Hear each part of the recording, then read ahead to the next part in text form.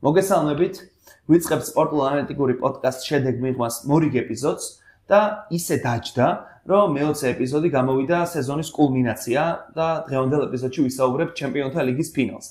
ვარ ირაკლისთან და რეზისთან ერთად, ბიჭო, მოგესალმებით. როგორ ხართ? გამარჯობა ყველას. სულ რამდენიმე დღე დაგვრჩა, ალბათ სეზონის ყველაზე მნიშვნელოვანი მატჩის ჩატარებამდე და დაწყებამდე. თან ქართველებისთვის კიდევ უფრო საინტერესოა, იმიტომ რომ ხუჩა კვარაცხელია თამაშობს კარიერაში პირველ ჩემპიონთა ლიგას და იმედია არა ბოლოს. შესაბამისად, გვაქვს ძალიან საინტერესო, მე ვფიქრობ, რომ გვექნება ძალიან საინტერესო გადაცემა, იმიტომ რომ სუპერ მატჩზე ვსაუბრობთ რეალურად. PSG ინტერი არის სრული კულმინაცია და დაგვირგვინება იმ მე ვფიქრობ ძალიან კარგი სეზონის, რომელზეც წინა გადაცემაში ვისაუბრეთ.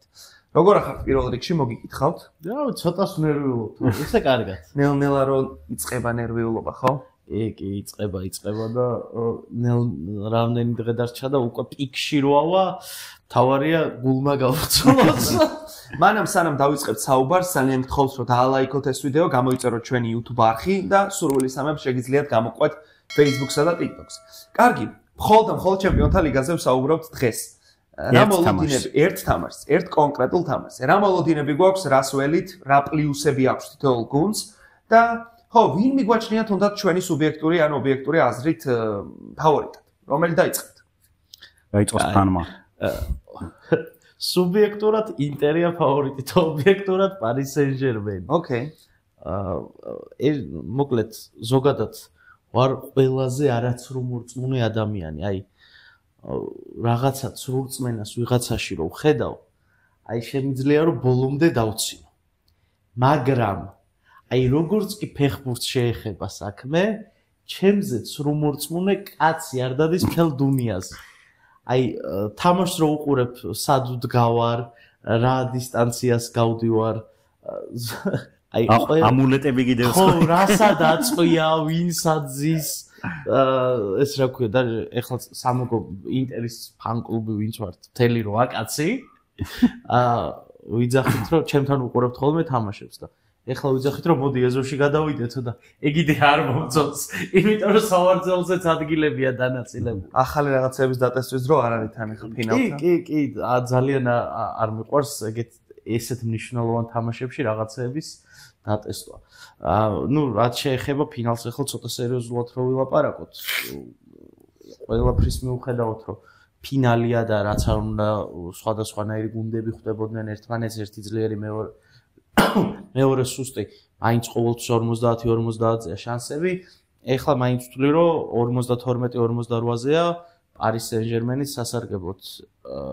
იმიტომ რომ ერთი რომ ძალიან მაგარი გუნდია. კარგად დაბალანსებული გუნდია, სწრაფები არიან, ყველანაირად ფლანგზე შეუძლია მეტობა შექმნან თავისი ამ ულტრაჩქარი ფლანგის მცველებით, ცენტრში შეუძლიათ სრულცხრიანით მეტობა შექმნან, აი ყველაფერში რაღაცა დიდი პლუსი აქვს ლუის ენრიკეს გუნდს.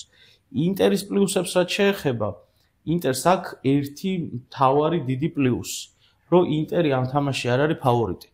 და შეიძლება ეს იყოს თავარი განსაზღვრელი ამ თამაშის ბედის. ინტერს შეუძლია რომ მიცეს ბურთი, დაჯდეს უკან და ჩაჯდეს უკან დაცვაში და აყენოს ლოუ ბლოკი, ცადოს ყველაფრის გადაკეტვა. აი შორიძელის ჩაკეტვა რო არ გამოსდეთ მთელი სეზონი. ეგ რამდენად შეიძლება მინუსი იყოს პარი სენ-ჟერმენთან არ ვიცი, იმიტომ რომ თლათ ფინიშერები არ ყავთ ესეთი. თავით ფინიშერები ისეთი არ ყავს რა. მაგრამ მაინც ნებისმიერ დროს ინტერს შეუძლია რომ კონტრზე დაიჭეროს პარი სენ-ჟერმენი. საერთოდ არ ვიცით რა მოხდება, შეიძლება საერთოდ უარი თქვას ინტერმა დაცვაზე. უარი თქვას დაცვაზე რა, ცადოს თამაშის კონტროლი, იმიტომ რომ ეს შეუძლია რეალურად ამ გუნდს შარშან სანამ ატლეტიკოსთან განმეორებითი თამაში იქნება და სულ ეგრე თამაშობდა. და კიდე ერთი ძალიან საინტერესო ფაქტი რაც არის, ჩემპიონთა ლიგის მთლიან წლევანდელ ჩემპიონთა ლიგაზე ინტერი თამაშს აგებდა ჯამში 16 წუთი. ჯამში 16 წუთი აგებდა თამაშს. თან ახლა სულ გუნდებთან არ უთამაში. ერთ-ორ წუთს შეხვდა, მაგრამ არსენალი, სიტი, ბაიერნი, ბარსელონა, ლევერკუზენი. აი ლევერკუზენთან იყო ყველაზე დიდი 92-ზე ბოლო წუთებზე რო გაუშვეს.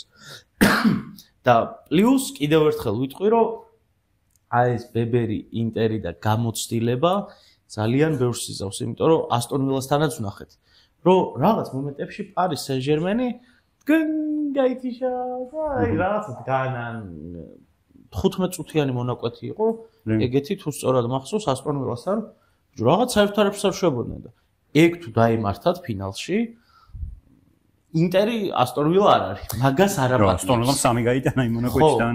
მან მე მგონი ასტონ ვილასთან რაც მოხდა თვითონ დემბელემაც თქვა და ზოგადად ლუის ენრიკემაც თქვა, რომ მან გვეგონა რომ ყველაფერი დამთავრებული იყო. შესაბამისად, მაგას უფრო იმას კი არ დავაბრალე, რომ ეს გუნდი რაღაცა მატჩის განმავლობაში 10 ან 15 წუთი ითიშება. უბრალოდ ეგონათ, რომ აქ ყველაფერი მორჩა და ზედმეტი შეტევა არ გჭირდება, დაცვაში რაც არ უნდა მოხდეს. რავი, ხა ესენი ამდენი გოლის გამტანი არიან და მათ დასაბედნიეროდ მოხდა ის, რომ დონარუმამ აუღო ასენსიოს, თორე ვინ იცის ახლა ლიგის ფინალში საერთოდ არ ყოფილიყო თქვა PSG, ხო?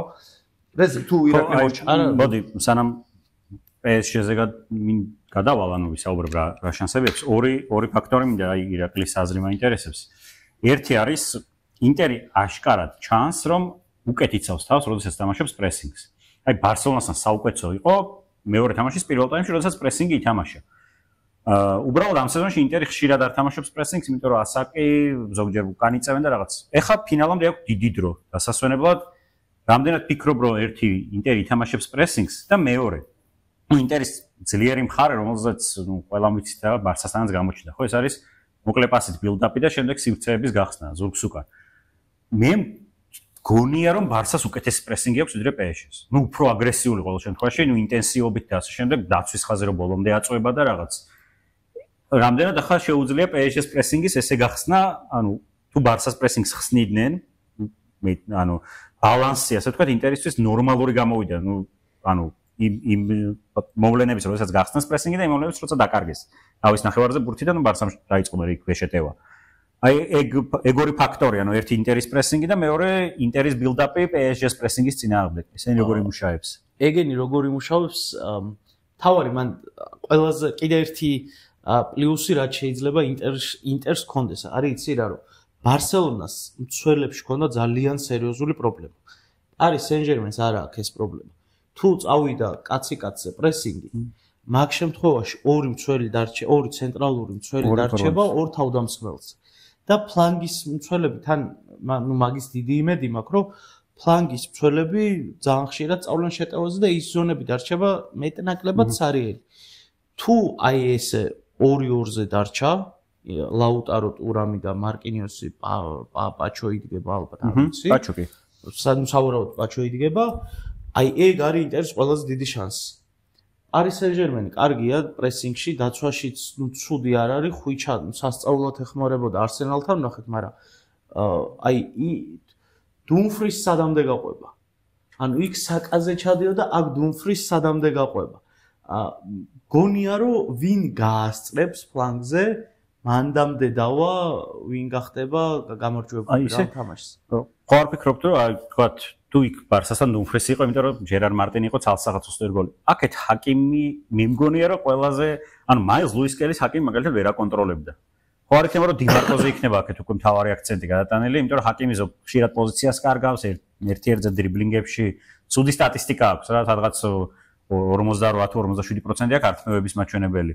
ხო არ იქნება უკვე საპირისპირო ფლანგი და დუმფრისი როგორც ფინიშერი რა, საჯარიმო შემდეგ შორეულძელთან. დიდი ალბათობით უფრო დიმარკოზე იქნება დატვირთვა. იდეაში ბარსელონასთანაც რაღაცა გათვლა ეგ იყო, რომ აქეთ წავიდეთ, რომ დუმფრისი წავიდეს და მე ერთ-ერთზე ტოვებდნენ ფაქტიურად სულ რა.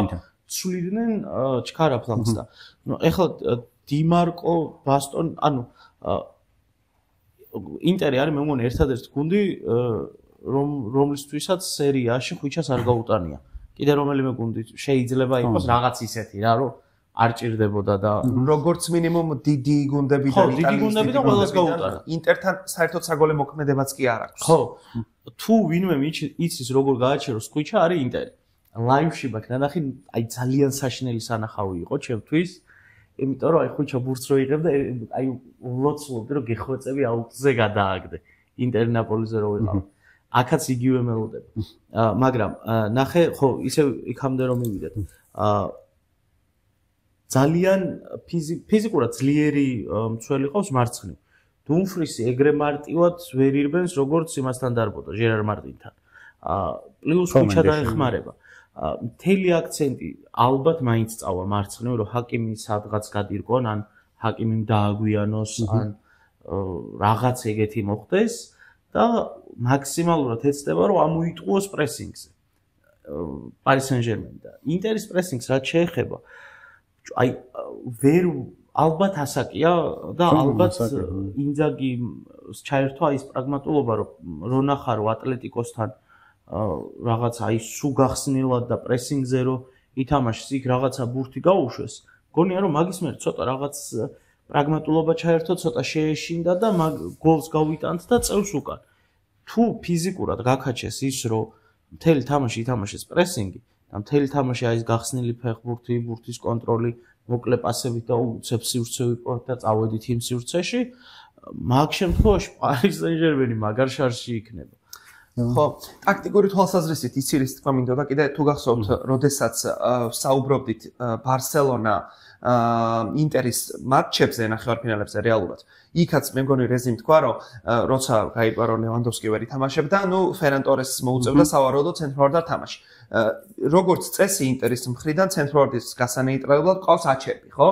ახლა კიდევ ანუ თუ ფერან ტორესი უფრო მეტ დროს ატარებს საჯარიმოში ვიდრე უფრო სწორად უფრო ნაკლებს ვიდრე ლევანდოვსკი, დემბელე კიდევ უფრო ნაკლებ დროს ატარებს. რატომ? იმიტომ რომ დემბელე გაცილებით უნივერსალური და საშიში ფეხბურთელია ყოველ შემთხვევაში ამ სეზონით. ამიტომ ეგ შეიძლება იყოს არა მხოლოდ აჩერბი იყოს გაშარული ამ კონკრეტულით, არამედ ჩალხანოღლუ როგორც საყდენი ნახევარმცველი, როდესაც შენ ზურგს უკან არის დემბელესნაირი შემსრულებელი და ნუ როდესაც PSG თამაშობს ესეთი დაბალი შემტევებით და გონსალო რამოს ბუნებრივია ძირითადად არ ველით, ამ შემთხვევაში ჩალხანოღლუზე და აჩერბიზე იქნება ძალიან ბევრი რამ დამოკიდებული. მე მგონია რომ ბასტონიზე იქნება. ბასტონიზე 4-2-ზე გადავა დაცვაში და ბასტონი გაყვება ცრუცხრიანს.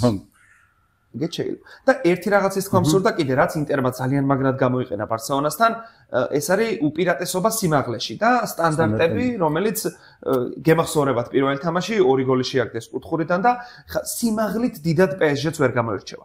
მარკინიოსი და პაჩო კი ბატონო, დონარუმაც მაგალითად, მაგრამ დონარუმა გამოსვლებზე არც ისე კარგია. ხო, მე ფეხბურთელი ალბათ ფაბიან რუისია ყველაზე მაღალი, ხო, წინ რო გავიხილოთ. შენ ძახთი ხო პარი სენ-ჟერმენს რაღაც საშინელი კი, ანუ 10 გოლებს გაშვებული ლიგა 1-ში სტანდარტებიდან და ნუ ლუის ენრიკეს აქვს თქვა რომ ჩვენი შანსი სტანდარტებზე არის ის რომ სტანდარტები არ დაუშვათ. ხო. ანუ ცუდად, ნუ დონარუმაც ცუდად გამოდის კარიდან. მაღალი ვინც არის ყველაზე და ვინც ამას დაკეთებს და ნუ ესეთ სიმაღლეც არ აქვს კარგი.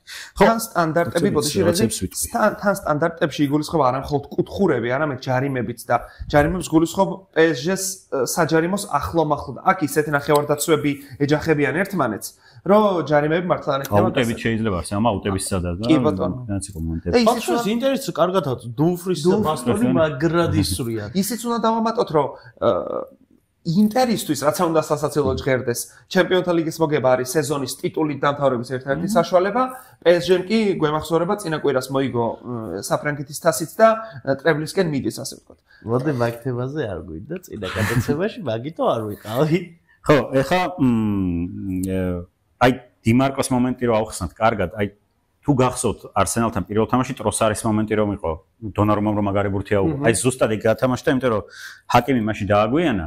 იდეაში ჰაკიმის მარკინიოსი კარგად აღზღოს, მაგრამ მაშინ იყო მარტინელი წავიდა ფლანგიდან და გაიტყუა მარკინიოსი და გაიხსნა ფლანგზე ტროსარი და თავისუფლად შეირბინა. აი ლაუტაროს ექნება აქ და ძალიან დიდი მნიშვნელობა როგორი მოძრავებს და ასე შემდეგ როგორ წაიყვანს რომ ეს ფლანგი გათავისუფლდეს დიმარკოსთვის. ნუ PSG-ს მაინც გონია რომ მეტი შანსი აქვს აი ლოუ ბლოკი, აი ლოუ ბლოკში არ უნდა ჩადგეს ინტერი, იმიტომ რომ ცუდად იცავს ინტერი დაბალ ბლოკში. თავს აი უნდა იყოს რაღაც მიდლ, რაღაც საშუალო ბლოკი უნდა იყოს, რომ არ მაგრამ PSG-ს აქვს რამდენიმე იარაღი, რითიც შეუძლია ინტერი გადაწიოს უკან. ერთი ეს არის კვარა. კვარა რო წაიღებს ფლანგზე ბურთს, დუმფრისი რო ჩაიწევს, დაცვას ავტომატურად ჩაიწევს, იძულებული იქნება ნუ ხაზი უნდა დაიცვა დაცვის. მეორე არის მე მგონია რომ იქნება ბარკოლა. თუ საშუალო ბლოკში ხარ, მე გამოწვევენ ზურგს უკან პასებით. ბარკოლა ამაში არის აი ტოპ გამგახსნებში თან ორივე ფლანგიდან შეუძლია თუ მარცხნივ თამაშობს რუისი უკეთებს პასებს თუ მარჯვნივა მარკინიოსი და ესეც როცა ზურგს უკან ერთი გაქცევა მეორე მე დაცვა ავტომატურად იწევს. როცა დაცვა ჩაიწევს, აი იქ უკვე ერთი არის დემბელეს მოძრაობა. ნუ ჩამოვა სიღრმეში, აჩერბის არ უყვარს საჯარიმოს დატოვება. ჩალხანოღლუ თუ საჯარიმოს ტოვებს გამარჯვების მაგალითად 94 ეს შეშ ჯობია რომ არ დატოვოს საჯარიმო. ჩალხანოღლუ ხშირად ვერ აკონტროლებს ეგეთ ფეხბურთელებს. ანუ ჩვენ ხო ან მოგწონს ეს ინტერეს ფლუიდური ნახევარდაცვა და რაღაც, მაგრამ რეალურად გამოკვეთილი საყრდენი იმ გუნდში არ არის. ეს ნახევარდაცვა შეიქმნა, იმიტომ რომ ბროზოვიჩი დაიმტვრა. გამოკვეთილი საყრდენი ვინც იყო. კიდე კაი დაიმტვრა. ხო და ნუ მაგის შემდეგ მოუწიათ ამის მოფიქრება, მაგრამ ჩალხანოღლუს აქ გაუჭირდება დემბელეს გაკონტროლება. მეორე არის კვარას უნარი, აი ეს მაგნეტიზმი რა, რომ რამდენიმე კაცი გადმოიყვანოს და როცა ბლოკი გადმოიწევს, აქეთ შემდეგ გააკეთოს პასი. აი იამალი რასაც არ აკეთებდა, ანუ მე ვთვლი რომ ამ ხრივ კვარა უფრო კარგად იღებს, უფრო კარგი გადაწყვეტილებებს მიიღება შეუძლია, დროზე შეუძლია ბურთი გასცეს.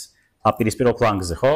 ანუ იამალზე ისე არ გაიგოთ ახლა მე ვთვლი რომ 17 წლის ასაკში ასეთი ფეხბურთი არავის არ უდამაშია. მე ვინც მინახავს, მესისაც კი, ანუ რაღაც ანორმალური ტალანტია, მაგრამ მაგალითად აი ელ კლასიკოს მე თქვა ერიკ გარსიამ რომ რამდენჯერმეო არ შემამჩნიაო, როცა სულ თავის ხოლ გავიქეციო ფლანგზე.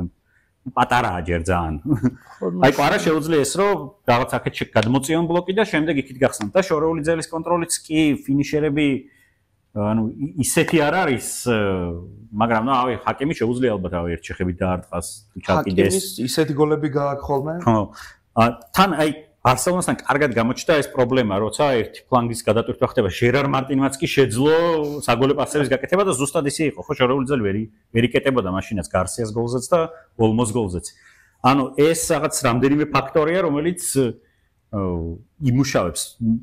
ამიტომ მგონია რომ PSG ნუ ფავორიტია, ნუ ცხადე ფინალის კონტექსტის გათვალისწინებით დიდი ფავორიტი არა, მაგრამ ნუ აქვს დელივიგი ინსტრუმენტები, რომელთაც შეუძლია ეს ინტერი გახსნას. მეორე კიდე რა მაინტერესებს თქვენგან, შედეგიან მას ელოდებით თამაშს, იმიტომ რომ ბოლოს 3 გოლი გავიდა, 2 გოლზე მეტი გავიდა, რეალი ლივერპული რომ იყო. ხელნა რო უვარდებოდა ბურთი კარიოს და საშინელებებს ვაკეთებდა. იმის მერე იყო 2 გოლი ფინალში, 1 გოლი და ეგრე, არა? აჰა, 1 გოლი გავიდეს. არა, მე ვფიქრობ, რომ გავაგოლები, იმიტომ რომ PSG თუ ამოვა და ზურგს უკან დარჩება სივრცეები და ინტერი ამ ზურგს უკან სივრცეების ათვისებაში ძალიან მაგარია და თვითონ PSG-საც ახლა ინტერს არ აქვს პრობლემა რომ გოლი გაუშვას, ხო, ბარსასთან ნახეთ. იქ საჯარიმო შეიძლება იყოს ჩავარდნები და ამ ჩავარდნებს მე ვფიქრობ რომ კარგად გამოიყენებენ PSG-ს ფეხბურთელები. არ ვფიქრობ რომ ახლა 6 და 7 გოლი გავა, თქვა ნახევარფინალებივით, მაგრამ ასე თუ ისე შედეგიან მათ სუელი, რატომღაც ესე დამატებით დროს დუელუდებით ამ პენალტები. მე დამატებით დროს ველოდები. არ ვიტყვი რატო? გადაცემის ჩაწერამდე ხოლმე პენალტების სერიაში PSG-ს არ იქნება? ჯიჟიობა დონარუმას გამო? ზომერიც მაგარია. ზომერიც მაგარია, მაგრამ დონარუმა მგონი პენალტებში ისა. არა, ზომერიც კი ჟორჟინიოს როლი პენალტი ჰოგო და რაღაც ყველაფერი, მაგრამ ჩატოვა იტალიის თაობა დატოვა, ისე რომ ფეხბურთში მაქსიმალურად დონარუმაც ჯორჯინიო მიუშვეს. მგონი ან პენალტებში საერთოდ ძალიან ისეთი სავარაუდოა. ვინ რა სიზამს და როგორ დაარტყამს და ვის რა შანსი აქვს, მაგრამ მე მგონი დონარუმა ცოტა მეტი ფაქტორი არის პენალტების სერიაში. თან უფრო მაღალ დონეზე გამოცდილებაც დონარუმას აქვს პენალტების სერიის თამაშის. ლივერპულთან ხო ითამაშა, იქ ევროპის ჩემპიონატის ფინალი აქვს მარტო მოგებული, მაგრამ გეთანხმები იმაში, რომ ზომერიც ძალიან კარგი მეკარია. ზომერმა მაგ ევროპაზე სხვათა შორის მე-4 ფინალი მოუგო საფრანგეთს. ხო. ეს ტვიტერზე რომ იყო ხუმრობა, რომ დონარუმა და ზომერი თუ ფინალი დამთავრდება 1-0 პენალტების სერიაშიო. იმედია ხუჩა კვარაცხელია გაიტანს მაგ ერთ პენალტს და კმაყოფილები. პენალტებში უპირატესობა ექნება Paris Saint-Germain-ს, თან დიდი. ინტერში ჩალხანოღლუს გარდა ვინ გახსენდება, რომ პენალტს კარგად ლაუტარო საშინლად ურტყავს. ითამაშებს 820 წუთი ლაუტარო თან? აუ, გეხვეწები მეჰდი ტარემი არ მანახავს რა ფინალში. ნუ, გასაგებია რომ დამატებით დროში ინტერის წამოვა ეს რაც კლასიკური შესრულება ლატერალები შეიცვლებიან აუცილებლად, ცენტრში წავაცვლებები, იმიტომ რომ არ მგონი ხითარიან მართლა 120 წუთი ირბინოს. ჯოკერი შემოვა თან ფრატეზი. სავარაუდოდ დუმფრის მოუწევს თუ დამატებით წავიდა 120 წუთის ირბილი დიდი ეჭვი მაქვს მაგისი. მწვრთნელებსაც ბევრი რამე იქნება დამოკიდებული, ახლა თვად ისე არ ვთქვათ, რომ ყველაფერი ფეხბურთელებზე გადავიტანოთ, იმიტომ რომ ორი ისეთი მწვრთნელი ხდება ერთმანეთს რეალურად სიმონე ინძაგი და ლუის ენრიკე, რომ მაგათ გადაწყვეტილებებზე ძალიან ბევრი რამ იქნება დამოკიდებული. სხვა შორის, ეხლა ხან მკითხულობდი, რომ ლუის ენრიკეს ფინალი არ აქვს კარიერაში წაგებული. სიმონე ინძაგის აქვს როგორც მინიმუმ წინა ჩემპიონთა ლიგის ფინალი გვახსენდება. ესენი ორი როგორი გუნდია, იცი, ეხლა ჩვენ საუბრობთ რეალურად 22 კაცი, რომელიც მოედანზე უნდა იყოს ფინალში, 21 ვიცით. ერთადერთი რაც გასარკვევია, ბარკოლა იქნება თუ დუე. ნუ ისე კი თუ დარმიანი? არა. ისე ფიქრობ პავარი. და დიმარკო ძალიან მნიშვნელოვანია, თორემ მე დამაინტერესებდა კვარას რო აქეთ ფლანგზე ითამაშა, ცენტრის კერვაში შემოვა, მარჯვენა ფეხიანი მას ხوار დაუყენებდნენ ძველს. მარჯვნივ რო გადადის ხოლმე კვარა რო მესი არბელოასის დილემა რო გაკეთდეს რო აქედან ჩაუკეტოს. აქე ეგეთი ვინ ყავს რო აქეთი ათამაშა დარმიანი ხო და იმის თქვა მინდოდა მოკლედ ჩნელებზე რატომაც დავიწყე საუბარი ნუ PSG გასაგებია რომ მომავლის პროექტია იმდენად ახალგაზრდა გუნდია და მათთვის ახლა რომ წააგოს და არსებობს ამის დაშვების შესაძლებლობა რაღაც არ ჩამოინგრევა ყველაფერი იმიტომ რომ ეს გუნდი მომავალ წელსაც რო ვნახოთ ლიგის ფინალში რა გაგიკვირდებათ არ გაგვიკვირდება. აი ინტერისთვის კი გაცილებით ბევრი რაღაც დევს სასწორზე, იმიტომ რომ სიმონე ინძაგიმ ეს რამდენიმე წლიანი პროექტი რაც მოიყვანა აქამდე არის ბევრჯერ გვითქვამს ამ გადაცემაშიც კი რომ იმდენად ასაკშიანიანი ფეხბურთელები რომ შეიძლება ეს იყოს ბოლო შანსი ძალიან ბევრი ფეხბურთელისთვის რომ საოცრებო ტიტული მოიგოს. ამიტომ მე რაღაცნაირად პარალელს ვავლებ ამ ინტერისა იუვენტუსთან, რომელიც 2015-17 წლებში გავიდა ლიგის ფინალში და ნუ ვერც ერთი ვერ მოიგო. დაახლოებით იგივე მგონი აქაც. მე ის იუვენტუსი ფეხბურთელებიც გადაბერდნენ, ასე ვთქვათ, ჩამოიშალა და ეხლა კი ხედავთ რა მდგომარეობაში. ინტერს იგივე რო დაემართოს არ გამიგვირდა. ინტერს კარგი შევსება მოუვა ეხლა მიულერი თავისუფალი აგენტია მოდრიჩი თავისუფალი აგენტია ესე შეიძლება რაღაცა. მაროტა ეხლა გადახედავს თავისუფალი აგენტების იმას, რა ქვია, ბაზარს და ვიღაცებს ამოიწ. კარგი, აუცილებლად უნდა გითხრათ, რომ დაალაიქოთ ეს ვიდეო და გამოიწეროთ ჩვენი YouTube არხი. ხო, მეტი რისი თქმა გსურთ. ნელ-ნელა გავედით ბოლოში. არა, მე მსურს ერთი რაღაცის თქმა. აი ძალიან არა, მაგრამ ძალიან მეწყინება ინტერმა რომ წააგოს ეს ფინალი. იმიტომ რომ თელი ჩემი ბავშვობა ჩემპიონთა ლიგის დაწყებამდე მესმოდა ესეთი რეკლამა, რომ ყველაფერს ფულით ვერ იყიდი. სხვა არჩენისთვის არსებობს მასტერი. კი. თუ ეს ფინალიც წააგო ინტერმა, თავს მოვიკლავე ხარ. არა, თავს არ მოვიკლავ ნამდვილად. მაგრამ ეს იქნება იმის მტკიცებულება, რომ ფეხბურთშიც კი ფულით ყველაფერს იყიდი. ნუ ერთ ფინალი წავაგეთ ერთ ბანკომატთან. და სიმსივე უძახის, ხო იცი ბანკომატს იკის და იმას პეიჯში. აი ეს მეორეც წავაგეთ ნავთობის ჭაბურღილთან, თუ წავაგეთ ეს ნავთობის ჭაბურღილთან.